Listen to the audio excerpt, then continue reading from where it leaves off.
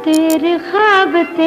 ख्याल रंदे मेरे नाल नाल, तेरे ख्वाब ते ख्याल रंदे मेरे नाल नाल, पाया नहीं फेरा कदी पुछया नहीं मेरा हाल। अस्सलाम वालेकुम viewers, film artist Shahbaz Akmal एक और नए व्लॉग के साथ आपकी खिदमत में हाजिर है। व्यूअर्स, आज का जो व्लॉग है वो पाकिस्तान फ़िल्म इंडस्ट्री की जो मशहूर टॉप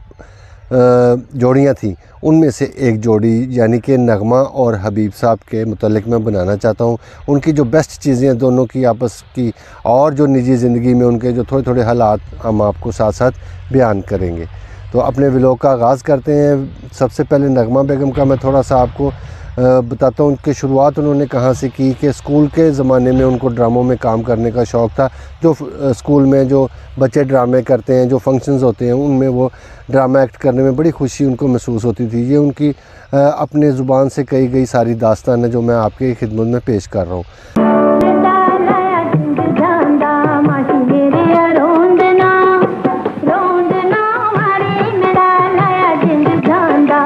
तो जैसे मैंने आपसे ज़िक्र किया कि वो स्कूल में ड्रामे करती थी, उनको शौक़ था। तो जब वो जवानी की हदूद में आई, जब जवान हुई, तो उन्होंने एक फ़िल्म की शूटिंग देखने के लिए आई और वहाँ के लोगों ने उनको देखा, लाइक किया और उनको कहा कि आप भी पाकिस्तान फ़िल्म इंडस्ट्री से मुंसलिक हो जाएं। तो लिहाजा उनको जो पहली फ़िल्म मिली वो चौधरी फ़िल्म थी जो अकमल खान साहब के साथ उनको दी गई, और उसकी वो बेहतरीन फ़िल्म थी, कामयाब फ़िल्म थी। उसके बाद उनको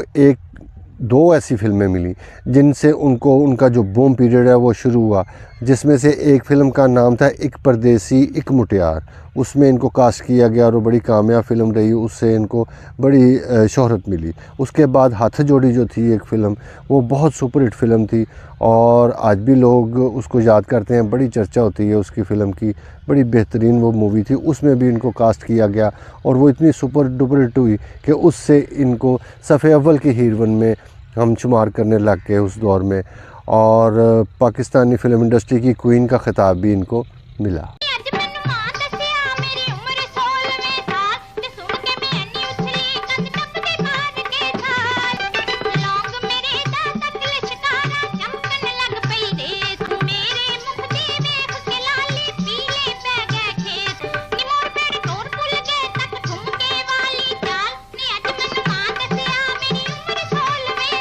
और जो नगमा बेगम का असल नाम था, जो घरेलू नाम, वो ज़ुबैदा था, और जो हबीब साहब थे उनका नाम हबीबुर रहमान जो था वो असल नाम था। तो हबीब साहब के अगर कैरियर पे बात करें तो इनका आगाज़ जो था वो लगते जिगर एक फ़िल्म थी, वहाँ से उनका आगाज़ हुआ हबीब साहब का। और उसके बाद एक और फ़िल्म आई जिसका नाम था आदमी, उससे भी इनको बहुत सी शोहरत मिली। और नगमा हबीब की जो इकट्ठी फ़िल्में हैं वो उसमें हार गया इंसान 1975 में रिलीज़ हुई। उसके बाद बाबल दा वेड़ा जो थी वो बड़ी नामवर फ़िल्म थी, वो भी 1968 में जो रिलीज़ हुई और बहुत वो कामयाब रही। दुनिया पैसे दी 1971 में इन दोनों की जो वो रिलीज़ हुई। उसके बाद लंगोटिया एक फ़िल्म आई 1969 में, तो वो भी उनकी जो आपस में मतलब समझ लें कि दोनों इस फ़िल्म में मौजूद थे और ये राइज़ करते रहे पाकिस्तान फ़िल्म इंडस्ट्री पे। इन्होंने बहुत अरसा राज किया और इनका इतना नाम हुआ कि बच्चे बच्चे की ज़ुबान पर नगमा और हबीब की जोड़ी का जिक्र था। उसके बाद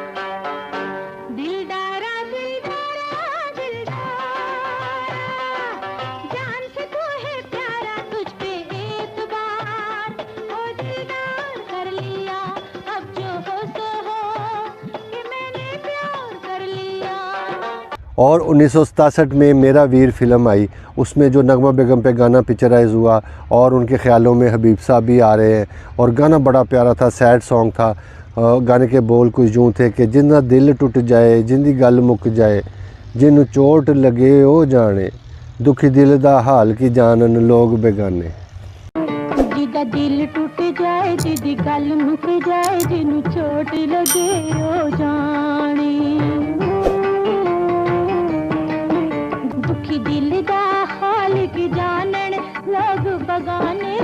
बाद अत खुदा दा फैर एक फ़िल्म थी जो 1970 में रिलीज़ हुई। और फिर एक गाना जो बहुत कल्चरल सा उसका जो माहौल था, शायरी बड़ी प्यारी थी कल्चरल, तो उसमें सरसों के साग और मकई का जिक्र किया गया और गाना बड़ा मशहूर हुआ, आज भी लोग सुनते हैं कि गंदलां दा साग उत्ते मक्खन मकई रिन के ले आई हैं मैं सज्जना दे लई।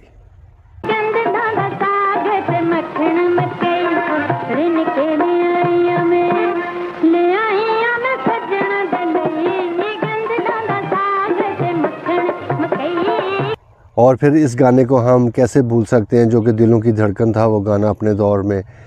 کہ ماہی میرے روند نہ ماری میں دال آیا جند جان دا۔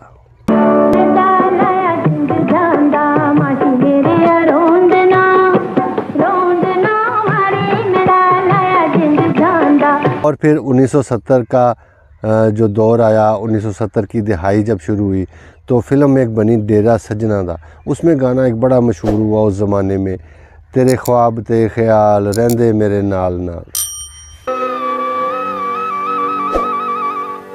تیرے خواب تے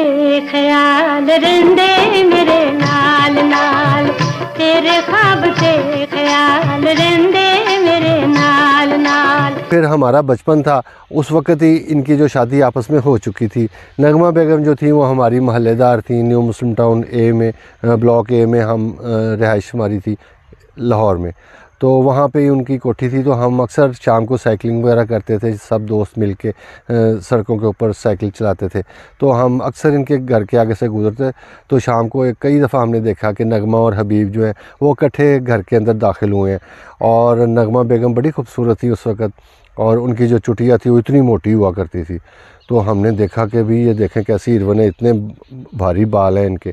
تو ماشاءاللہ وہ بڑی خوبصورت جوڑی تھی، بڑی پیاری جوڑی تھی۔ گل میں نہیں کیتی کوئی تیرے نال نے، حسن تے جوانی تیرے دونے کمال نے، سونا چاندی وچ ملا کے ساریاں حوراں کول بٹھا کے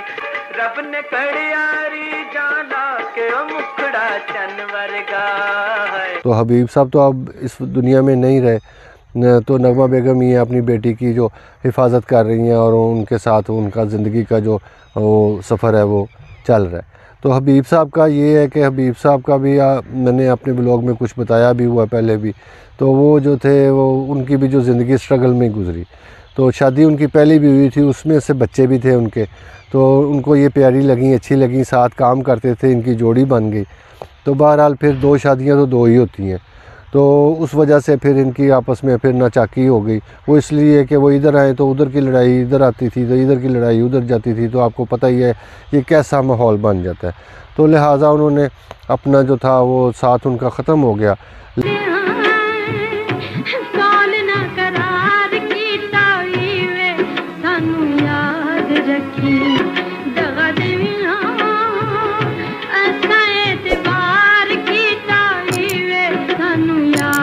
لیکن وہ یہ تھا کہ نغمہ بیگم نے بڑی عزت کی، جیسے میں نے آپ سے پہلے بھی ذکر کر چکا ہوں کہ نغمہ بیگم بہت عزت کرتی تھیں طلاق ہونے کے بعد بھی تو حبیب صاحب کی، اور جب بھی وہ آتے تھے سیٹ پہ تو اٹھ کے کھڑی ہو جاتی تھی، ماشاءاللہ وہ بڑی اچھی تربیت تھی نغمہ بیگم کی، اور فلم انڈسٹری میں بھی انہوں نے بڑے پیار سے کام کیا، بڑی عزت کے ساتھ کام کیا، میرے باپ کے ساتھ بھی کام کیا، میرے ساتھ بھی بہت سا ماشاءاللہ انہوں نے کام کیا، اور بڑی فرینڈلی بیہیو ان کا تھا اور بڑا پیارا، اور حبیب صاحب بھی بڑی عزت کرنے والے آدمی تھے، اور عزت کرنے کی وجہ سے ان کو اتنا کام ملا، ایک تو ان کی وجاہت اچھی تھی، اچھے آرٹسٹ تھے، اور دوسری بات ان میں ایڈ یہ تھی کہ وہ عزت بہت کرتے تھے پروڈیوسر کی، ڈائریکٹر کی، چھوٹے کی، بڑے کی، سب کی،